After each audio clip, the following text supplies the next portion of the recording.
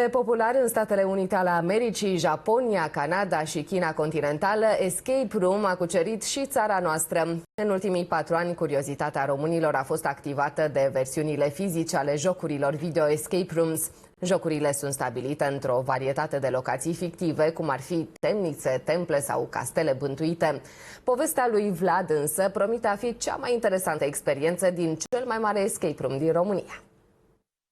Povestea lui Vlad este una destul de complicată. Cel mai tânăr descendent al faimoasei familii Întuneceanu a decis să lase în urmă viața de vampir și castelul părinților săi din Transilvania și să se mute în capitală pentru a-și urma visul, acela de a-și deschide propriul casino. Jocul durează 60 de minute, suportă între 2 și 7 jucători și are un grad de dificultate mediu. Indiciile însă sunt nelimitate. Noi la bază suntem un brand de casino online.